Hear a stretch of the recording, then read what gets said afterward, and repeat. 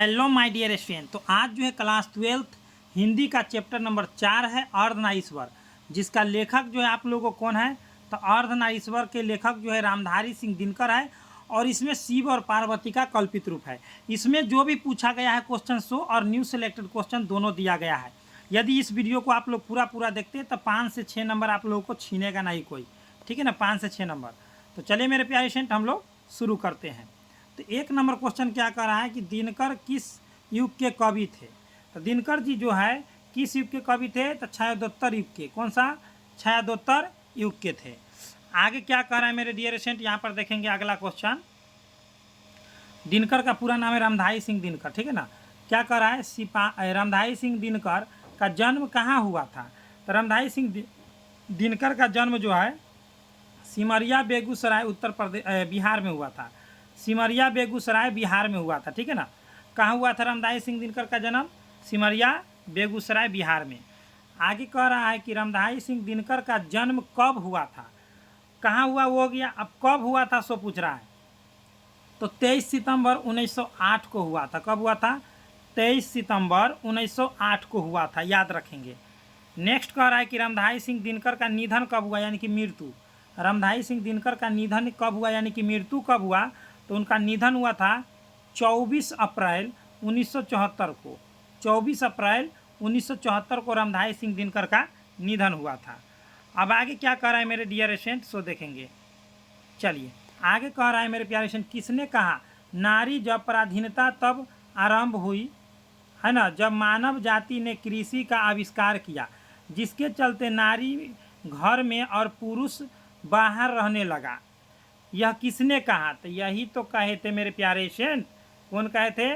दिनकर जी, रामधारी सिंह दिनकर। चलिए आगे बढ़ते हैं। रामधारी सिंह दिनकर को राष्ट्रकवि भी कहा जाता है, याद रखेंगे। किस रचनाकार की पंक्तियां हैं? नारी सुगंध है, नारी पुरुष की बाह पर झूलती हुई जूही की माला है। किसकी पंक्तियां हैं? तो ये रामधारी सिंह दिनकर का है और नाइश्वर के लेखक है। आगे क्या कह रहा है मेरे प्यारे स्टूडेंट, आगे देखेंगे। यहाँ पर थोड़ा यहाँ पर हम लोग देखेंगे। कह रहा है नर और नारी के काम क्या है। नर और नारी के काम क्या है? तो इनका काम है, नर है ना, नर जो है मेरे प्यारे स्टूडेंट कह रहा है कि नर कुदाल चलाने वाला बलशाली किसान है, और नारी का काम है ना अछोरना पछोरना है, याद रखेंगे। आगे क्या कह रहा है मेरे डियर स्टूडेंट, आगे कह रहा है कि कामनी तो अपने साथ यामिनी को लाती है। क्या चीज़ को लाती है? यामिनी को लाती है, याद रखेंगे। यहाँ पर ऑप्शन में होगा, दिले कामनी तो अपने साथ यामिनी को लाती है। हाँ, यामिनी को ऑप्शन नंबर सी में है ना दिया हुआ, कामनी तो अपने साथ यामिनी को लाती है।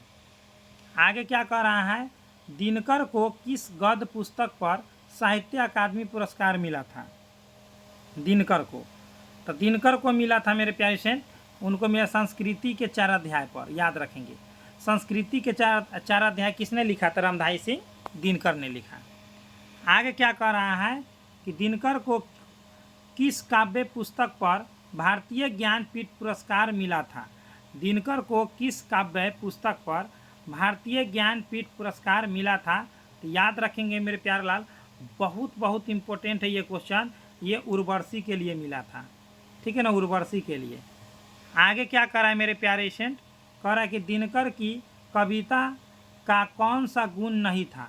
दिनकर की कविता का कौन सा गुण नहीं था? तो वो मसृणता। क्या है? मसृणता नहीं था, याद रखेंगे। बहुत इम्पोर्टेंट है। आगे कह रहा है मेरे डियर स्टूडेंट, अर्धनारीश्वर कल्पित रूप है किसका। तो शंकर और पार्वती का जो होता है कल्पित रूप है। अर्धनारीश्वर किसका है कल्पित रूप? शंकर और पार्वती का कल्पित रूप है। ऑप्शन नंबर बी हो जाएगा। नेक्स्ट क्या कह रहा है मेरे डियर स्टूडेंट, कह रहा है कि दिनकर के माता पिता का नाम बताए। तो दिनकर के माता पिता का नाम क्या था सो पूछ रहा है। तो दिनकर के माता पिता का नाम था मनरूप देवी एवं रवि सिंह। मनरूप देवी एवं रवि सिंह।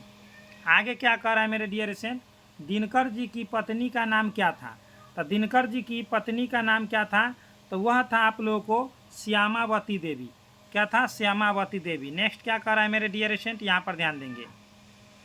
क्या कह रहा है किस पाठ में कहा गया है प्रत्येक पत्नी अपने पति को बहुत कुछ उसी दृष्टि से देखती है जिस दृष्टि से लता अपने वृक्ष को देखती है।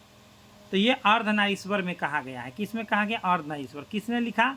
रामधारी सिंह दिनकर ने। अब आगे कह रहा है किस पाठ में कहा गया जिस पुरुष में नारीत्व नहीं अपूर्ण है। तो वो आप लोग जानबे करता है अर्धनारीश्वर में जिस पुरुष में है ना नारीत्व नहीं वो क्या है? तो अर्धनारीश्वर है। कहाँ है? अर्धनारीश्वर। यही ऑप्शन नंबर सी बी हो जाएगा। नेक्स्ट क्या कर रहा है मेरे प्यारे स्टूडेंट? नेक्स्ट 17 नंबर में किस पाठ की पंक्ति है?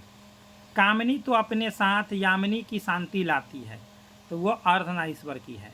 अर्धनारीश्वर शिव और पार्वती का कल्पित रूप है, याद रखिएगा। क्या कर रहा है अगला? किसने कहा है पुरुष जब नारी के गुण लेता है तब वह देवता बन जाता है, किंतु जब नर के गुण सीखती है तब वह राक्षसी हो जाती है। तो वह दिनकर जी ने कहे थे कि अगर नारी जब नर का अगर पुरुष का अगर ले लेगी गुण तो वह राक्षसी हो जाएगी। वो दिनकर जी कहे थे। आगे कह रहा है कि संसार में आज पुरुष और स्त्री क्या है? संसार में आज पुरुष और स्त्री क्या है? तो वह सर्वत्र पुरुष और स्त्री है। सर्वत्र पुरुष है और स्त्री है। आगे क्या कह रहा है? जिस पुरुष में नारीत्व नहीं वह क्या है? अपूर्ण है। जिस पुरुष में नारीत्व नहीं वह अपूर्ण है। आगे क्या कर रहा है? दिनकर जी को निम्न में से कौन सा पुरस्कार दिया गया था? तो दिनकर जी को निम्न में से कौन सा पुरस्कार दिया गया था? तो वो पद्म भूषण है। कौन है? Padma Bhushan, option number B. आगे क्या कर रहा है मेरे डियर स्टूडेंट? क्या कर रहा है? रामधारी सिंह दिनकर की काव्य कीर्ति कौन नहीं है? रामधारी सिंह दिनकर की काव्य कीर्ति साकेत और यशोधरा नहीं है। साकेत और यशोधरा नहीं है। आगे क्या कर रहा है मेरे प्यारे स्टूडेंट? आगे देखेंगे तो कह रहा है कि रामधारी सिंह दिनकर की है ना गद्य कीर्तियाँ कौन नहीं है? तो रामधारी सिंह दिनकर की गद्य कीर्तियाँ जो है आषाढ़ का एक दिन नहीं है।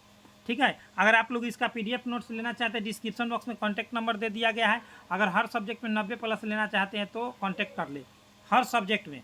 साथ ही साथ आप लोग को इंपॉर्टेंट सभी चीज़ मिलेगा, ऑब्जेक्टिव सब्जेक्टिव और फ्री ऑफ कॉस्ट। ये PDF नोट्स डाउनलोड करना चाहते हैं सबसे VVI तो आप लोग को मैं बताता हूँ कैसे डाउनलोड होगा। टेलीग्राम आप लोग जरूर ज्वाइन कीजिए।